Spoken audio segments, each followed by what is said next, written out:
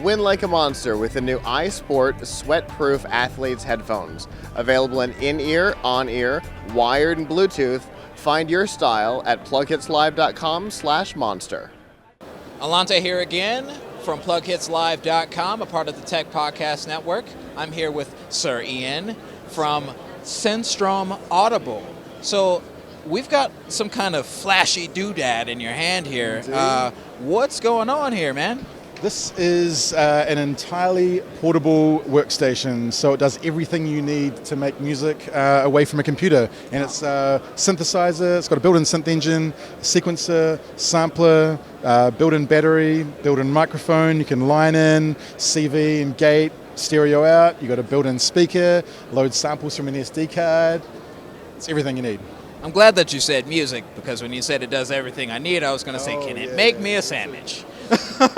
I will check on the new firmware.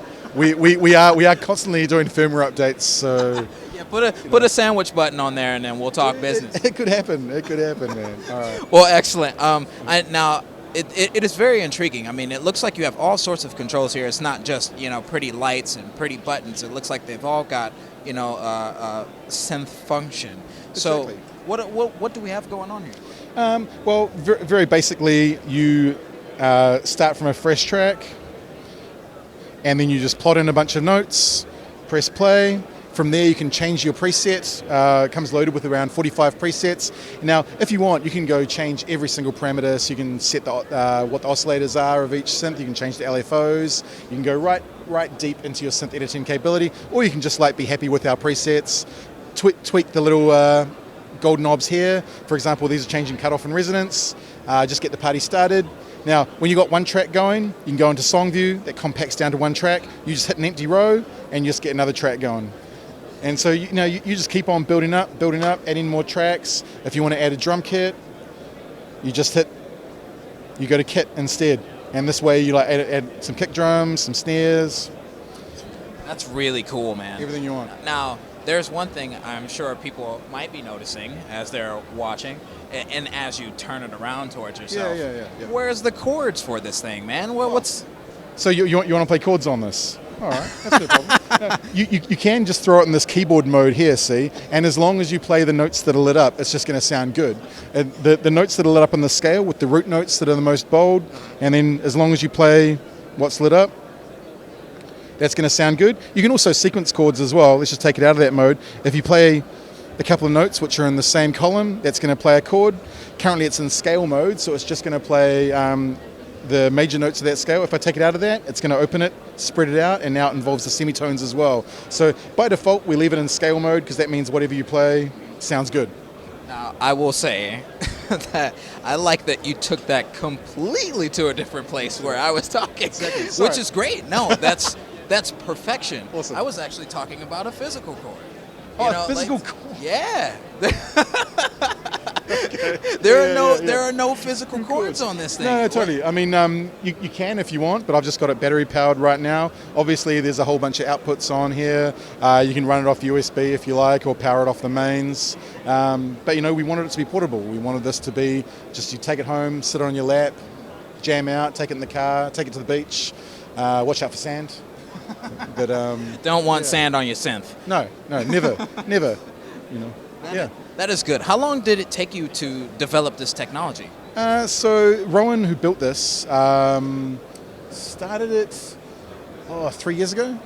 And we made the initial prototype version of this. We actually made about 15 units of, and we sold those to New Zealand artists just to test the firmware, test the hardware, make sure it didn't break down in live situations. And so after a year of it being thrashed on the live circuit, we were like, okay, got some feedback, and then we built this version, which is going to market probably in March. And we're tweaking the firmware now and getting it all nice and settled, and it's very soon, very, very soon. Awesome. What's your audience? Who are you looking to sell this bad boy to? So, I mean, ideally, really everyone who's ever wanted to make electronic music.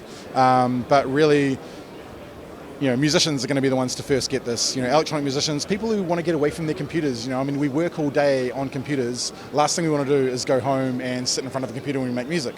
So it's people who just and it helps you get more creative when you're actually like twiddling knobs and pressing buttons, being tactile, and man, so sick of screens, Like I'm so sick of screens. So this is for those people really who just want to get, have some fun. Perfect. I love it. That there could be no better explanation for that. Because who doesn't like a good turny thing or a good buttony thing? Oh man, the knob feel. Oh, it's pretty good. Oh man, that's too good. Thank you very much for presenting this. This is great. Did I show you? You can even change the colors if you want. Oh, stop it. So you're marketing to the right guy, right? Yeah. And how about that BPM? Oh, look at this. That's insane. So, if you want to go to 10,000 BPM, you can. Or if you just want to keep it slow and extremely sexy, get down to 1. Now I have to ask, what's the maximum? I'm not actually sure. When it gets to after 9,999, it just says fast, and you can keep on going up after that. I don't know what it's doing at this point. It's seizing from the looks of it. It's just getting faster. That is incredible. That is incredible. That's something I may have to. I don't know if you'd want to listen to this right now.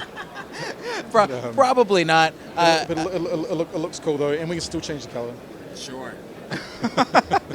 Well, sir, thank you very much for showing this off to me. This was a whole lot of fun to just interact with you and look at this thing. It's amazing. So thank you very much, Ian. Thank you very much. And for all of this content and more, please tune in to PLUGHITZLive.com, and we'll have all of your CES 2017 coverage. This man's got the beats right here. Peace out.